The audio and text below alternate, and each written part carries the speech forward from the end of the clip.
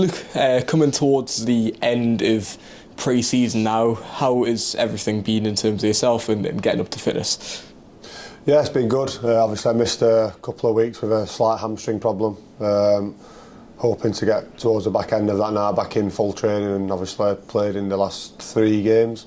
Managed to up the minutes on Tuesday night and hopefully get a few more minutes in the bank tomorrow. Looking ahead for next Saturday, obviously. Yeah, it's clear to see the gaffer wants to play a real sort of intense, high-pressing game style this year. Has that intensity been worked upon during pre-season? Yeah, definitely. The gaffer came in from day one and wanted to implement his ideas.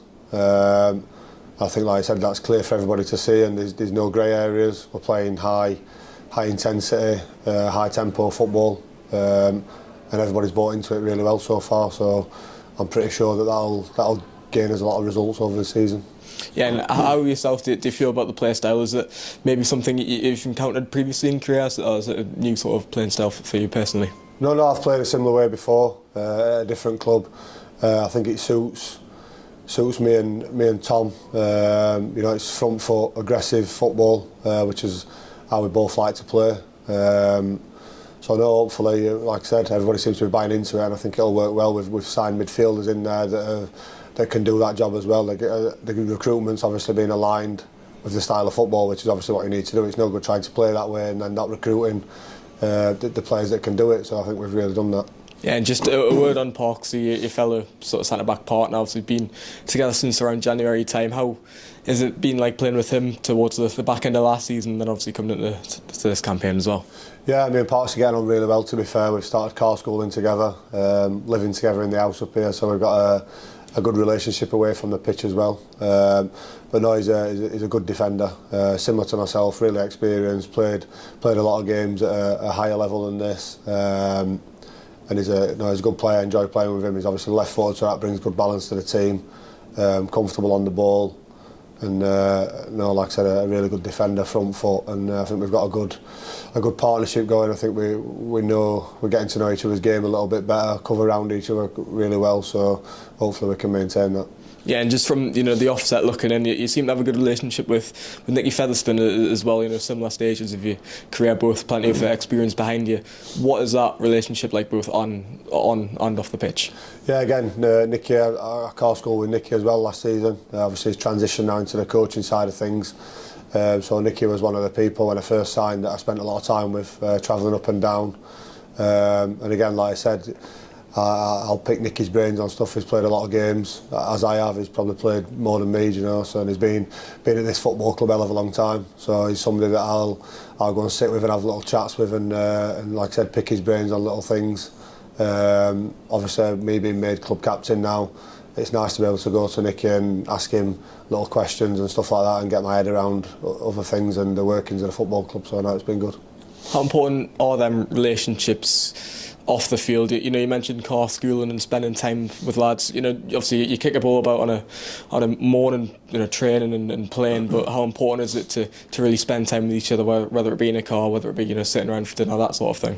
Yeah, no, it's massive. I think the successful teams that I've been in over the years have always been maybe not the best team in the division, but a close-knit, good group of lads that got on really well away from the pitch. And I think the gaffer and Carl have really done well with that this year. I think we're managing to, the gym sessions we've been doing and the training that we've been doing in pre-season, it's brought the lads really close together, and we're sort of sticking together, and I think you can see that togetherness on the pitch. I think when things go against us, I think you'll see us hopefully fighting tooth and nail for each other, and really putting in the hard yards for each other.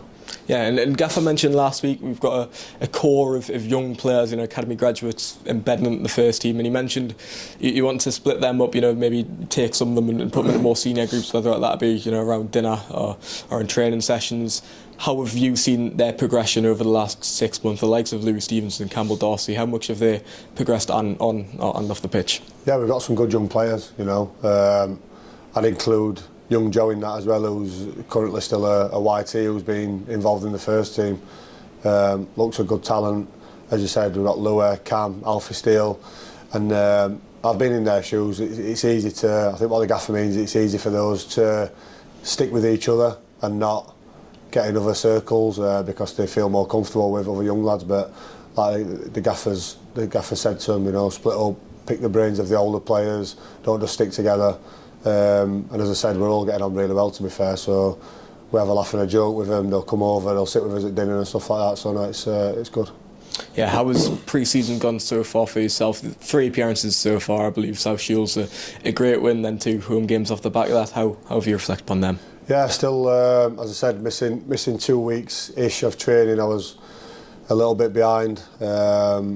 Still finding some fitness and some sharpness, but hopefully we've got, as I said, we've got today's training, tomorrow's game, and then we've got a full week in the build-up to Yeovil. So I'm pretty sure come next Friday I'll feel ready to go. But again, quite strange for me. It's probably the first time in my career I've missed part of pre-season, not had a full pre-season. But I'd like to think I'm quite fit anyway. You know, my fitness levels are good, my base fitness levels. It's now just about getting the match sharpness, which the minutes from the games, the last 3 games, will have hopefully helped me. Yeah, and what are you expecting from tomorrow's game against Nottingham Forest B team? I think there's a few players in there with championship experience. What are you expecting from that one? Yeah, a tough game as usual. You know, it's whenever you play a team from a higher division as Nottingham Forest are, they'll have good players, whether that's first team players or whether that's under 21s players. You know, they'll be quality players. So we'll be expecting a tough game. You know, they'll probably have more possession than we will, I'm guessing, just like Sunderland did last week. But we came out on top in that game, so there's no reason why we're playing our style of football and our high intensity football. I'm sure they won't. You know, they'll not like it that much. You know, we're in people's faces this year. Make it tough for people to play that style of football. So again, no, just a tough game. Minutes in the legs again, and building forward to next week. Yeah, and especially Tuesday's game had all the elements of a proper battle, you know, a league match, if so, you know, tackles flying and, you know, real intensity about that game. Is that what you're expecting from tomorrow's game as well? I think tomorrow will be slightly different. I think the Scunthorpe game was probably the most realistic game in our pre-season schedule, what we will face in the National League. You know, they'll be obviously desperate to get promoted from the National League North. I would imagine if you placed them in our league, they probably wouldn't struggle that much. They'd probably be around mid-table. So we knew that was going to be a realistic test. And like I said, it was like a proper game of football. It felt like a proper game of football. Bit of a league game, really. I think tomorrow will be slightly different, because like I say, it'll be a lot more. There'll be a lot more possession based than we'll probably face in the National League. So it's just different types of games. You know, you've got to winning different styles and winning different types of games, and there's different ways of winning. So it's just finding that way of winning, really. Yeah, and just you personally, can you start looking ahead? How much excited are you for that Yeovil game at a Mammoth Journey on August 10th? Are you excited for that one?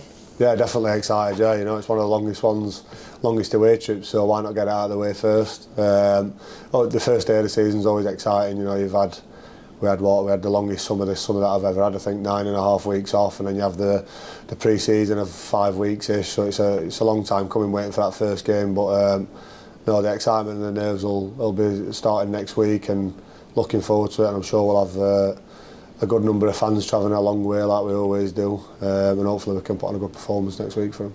You've enjoyed a lot of success at this level, especially for Lincoln and Grimsby. What are your aims for the season ahead?